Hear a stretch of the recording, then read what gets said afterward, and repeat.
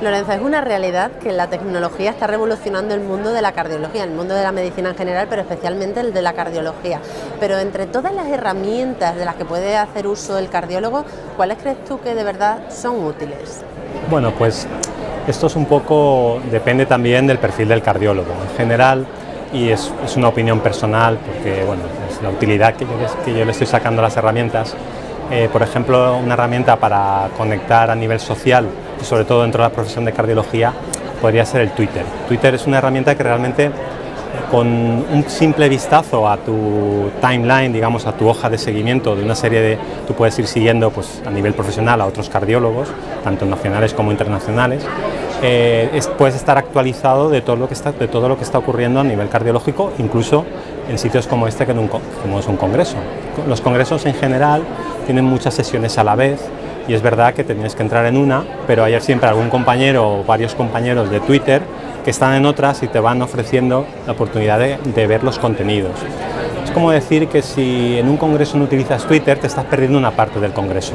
Tanto la parte, digamos, de otras sesiones que no puedes asistir, como la parte de opinión, que también se vierten en Twitter. Ahora, por ejemplo, salimos de una sesión, que ahí ha habido una parte de conexión streaming, es decir, la sesión se ha estado haciendo por streaming a través de la página web de la Sociedad Española de Cardiología y se permitía hacer preguntas por Twitter. Entonces, bueno, ha habido una ponencia curiosa, de tratar a los cerdos con cerveza para ver si protegía el infarto. Entonces, bueno, eso ha generado un poquito de incluso algún animalista en Twitter que ha defendido al cerdo que no maltratáramos, pero bueno, siempre se hace siguiendo todo el código ético. Y la verdad que el Twitter no es una herramienta que te haga perder mucho tiempo, pero te ayuda mucho a tu práctica diaria. Yo me actualizo bastante a través de Twitter, porque si sigues a los compañeros adecuados, sabes que no van a verter contenido artificial, sino contenido, la verdad, que bastante actual. Yo lo recomiendo y a todo el mundo pues recomiendo que se haga tuitero, que se haga cardiotuitero, que es un poco como nos hemos nombrado, y porque si no te estás perdiendo cosas. Y realmente en Twitter está todo. Puedes tener la dicotomía de decidir si quieres utilizar Twitter a nivel personal o a nivel profesional. Yo lo utilizo más a nivel profesional, con lo cual todas las opiniones tienen que estar un poco también medidas, porque no puedes estar ahí. Entonces la vida personal queda aparte, solamente a nivel profesional, y la verdad es que lo tengo como una utilidad importante en el día a día. Y ya llevaré como 8 o 9 años utilizando Twitter. Sí, te conocemos todos de Twitter y sabemos que eres una persona bastante rigurosa a la hora de publicar contenido, pero Twitter es solo una herramienta, hay muchas herramientas más que pueden utilizar los cardiólogos, de las que se pueden servir para su práctica clínica diaria o incluso para interactuar con otros profesionales. ¿Qué otras herramientas consideras que también son clave? Mira, por ejemplo, LinkedIn también es una herramienta muy interesante a nivel de interactuar con el resto. Sí que es verdad que en medicina no tanto, a lo mejor en otras profesiones muchas veces estar en LinkedIn con tu currículum te puede ofrecer o abrir un campo incluso para ofertas de trabajo. Aquí es menos, pero a mí en LinkedIn me han ofrecido alguna oferta, han tenido alguna oferta de trabajo, pero sobre todo para relacionarte. Hay algún cardiólogo que tú no tienes su email, no tienes forma de contactar con él, pero está en LinkedIn, le ofreces, digamos, contacto y puedes contactar con él. Luego hay, digamos, contactos que llamamos secundarios, es decir, el contacto que tiene el contacto con el que tú estás y que puedes también contactar con él y te enteras de cosas. Y además, LinkedIn también ofrece la posibilidad de que lo que publicas en Twitter pueda ser subido a LinkedIn, y ahí es como está un poquito más abierto, porque te permite, es tipo más blog, te permite a la gente más comentar, añadir imágenes, añadir más texto que realmente el que te permite Twitter. Yo creo que la ventaja del Twitter es poco texto, pero ideas interesantes, y LinkedIn te permite la otra parte de tener un mayor amplitud para poder comentar o explayarte. Yo LinkedIn también no la recomiendo tanto como Twitter, pero bueno, es una segunda herramienta a nivel social importante. Y la tercera herramienta, que puede también suponer un gran avance para el cardiólogo, es... Bueno, luego para el tema del trabajo colaborativo, yo creo que es interesante tener los archivos en la nube.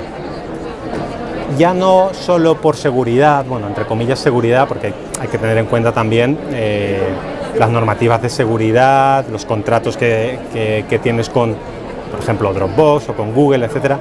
Hay que leer bien a veces la letra pequeña y que no lo hacemos, pero en general son bastante seguras, y si pierdes la información, por ejemplo, en tu ordenador, pues siempre puedes acceder a través de ella. Ha ocurrido que vas a dar una ponencia con un pendrive y el pendrive lo has formateado con un Mac, por ejemplo, y ahí solamente tienes PC, no te has dado cuenta y no funciona. Si te conectas a Dropbox, te baja la presentación y sales de ese apuro. Y por otro lado también te permite el trabajo colaborativo, es decir, tú puedes compartir un archivo, y es por ejemplo un documento de Word, y puedes ir a la vez que otra persona modificando el documento.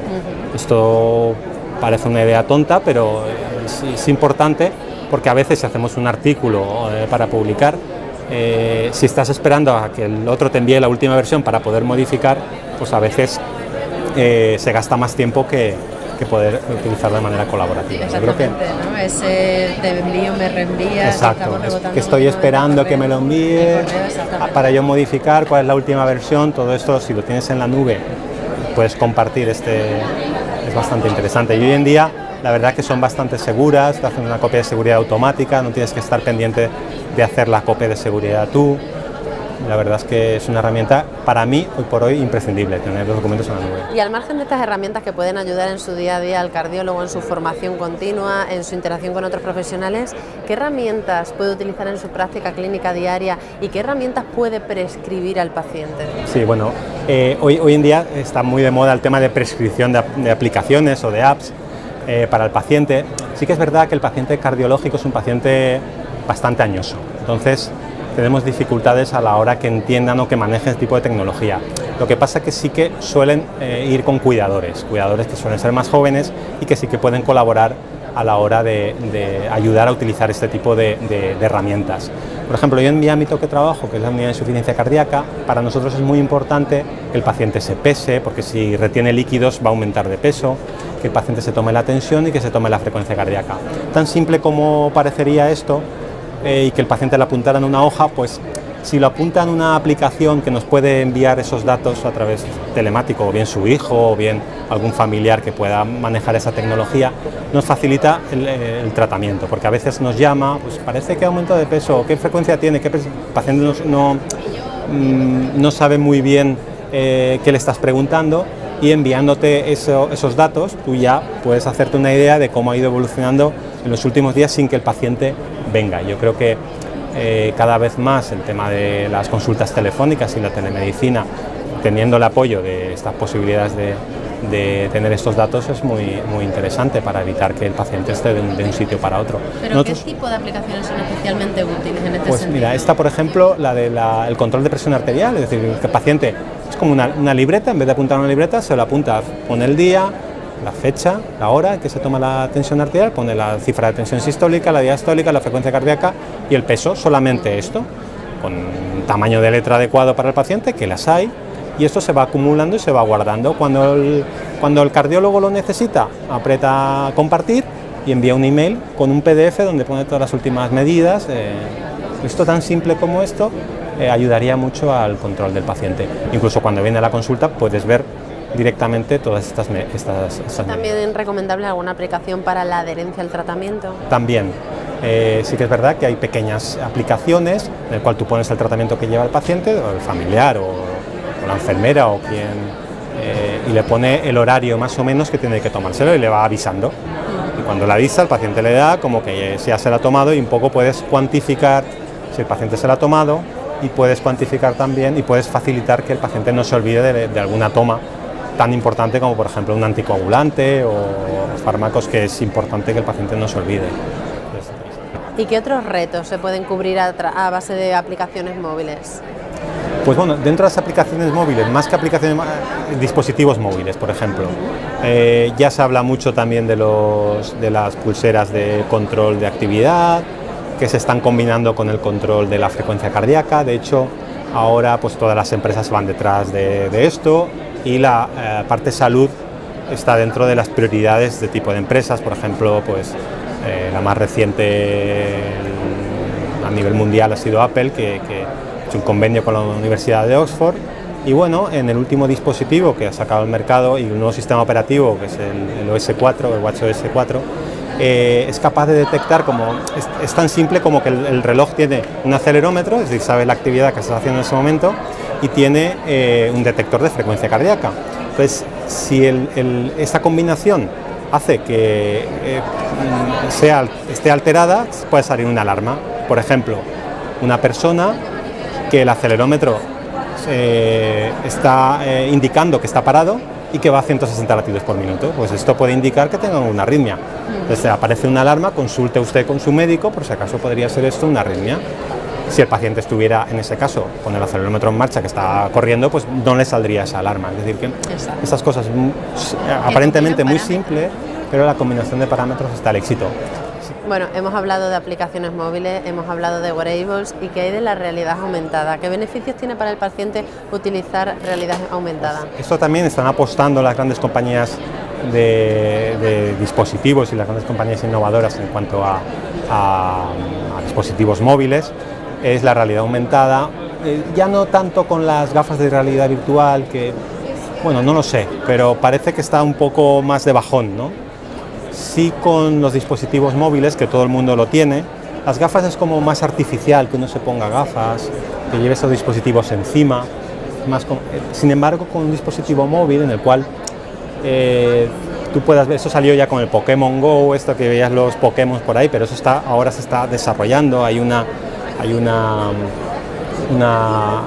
kit de desarrollo que se ha publicado tanto por Apple y ahora Google también lo ha publicado, adaptado a cada uno de los dispositivos, en el cual puedes ver virtualmente, pues ahora mismo pues hay aplicaciones, pues ver un animal, un dinosaurio, ves el dinosaurio y giras la cámara y lo estás viendo por arriba, por abajo y tal.